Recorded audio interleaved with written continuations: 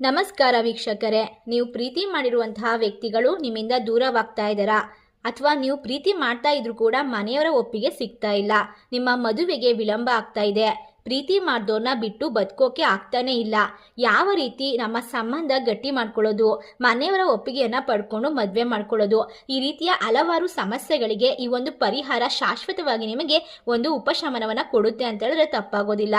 ಕೇವಲ ನೀವು ಇಷ್ಟಪಟ್ಟಂತಹ ವ್ಯಕ್ತಿಯನ್ನ ಉಪ್ಪಿನಿಂದ ಮಾಡುವಂತಹ ವಶೀಕರಣ ತಂತ್ರದ ಮೂಲಕ ನಿಮ್ಮಂತೆ ಶಾಶ್ವತವಾಗಿ ಮಾಡ್ಕೊಳ್ಬಹುದು ಮತ್ತು ಅವರ ಮನೆಯ ಒಪ್ಪಿಗೆಯನ್ನು ಕೂಡ ಪಡ್ಕೊಳ್ಬಹುದು.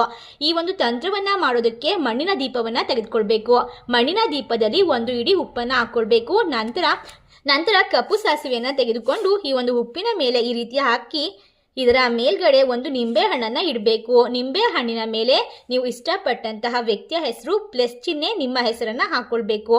ಈ ರೀತಿಯಾಗಿ ರೆಡಿ ಮಾಡಿಕೊಂಡ ನಂತರ ಕೆಳಗಡೆ ಓಂ ಕ್ಲೀಂ ಕ್ಲೀಂ ರೀಂ ರೀಂ ವಶಂ ವಶಂ ಈ ಒಂದು ಮಂತ್ರವನ್ನು ಬರ್ಕೊಳ್ಬೇಕಾಗುತ್ತೆ. ಈ ಒಂದು 3 ಬರೆದಿ ಸಿದ್ಧ ಮಾಡಿಕೊಂಡ ನಂತರ ಈ ಒಂದು ನಿಂಬೆ ಹಣ್ಣನ್ನು ದೀಪದ ಮೇಲಿಟ್ಟು ಇದರ ಮೇಲೆ ಕರ್ಪೂರವನ್ನು ಬೆಳಗಿಸಬೇಕು. ಈ ರೀತಿಯಾಗಿ ಕರ್ಪೂರವನ್ನು ಬೆಳಗಿಸಬೇಕಾದ್ರೆ ಒಂದು ಪವರ್ಫುಲ್ ಆದಂತಹ ಮಂತ್ರವನ್ನು ಹೇಳಬೇಕು. ಓಂ ಲಂಬೋದರ ಗಣಾಧಿಪತಿಯೇ ಇಷ್ಟ ಸಿದ್ಧಿ ವ್ಯಕ್ತಿ ವಶಂ ಸ್ವಾಹ ಶತ್ರುನಾಶಾಯ ಧೀಮಯೇ ಪ್ರಚೋದಯಾತ್ ಈ ಒಂದು ಮಂತ್ರವನ್ನು ಹೇಳುತ್ತಾ ಈ ಒಂದು ತಂತ್ರವನ್ನು ಮಾಡಿದ್ದೆ ಆದಲ್ಲಿ 100ಕ್ಕೆ 100ರಷ್ಟು ಫಲ ಸಿಗುತ್ತೆ.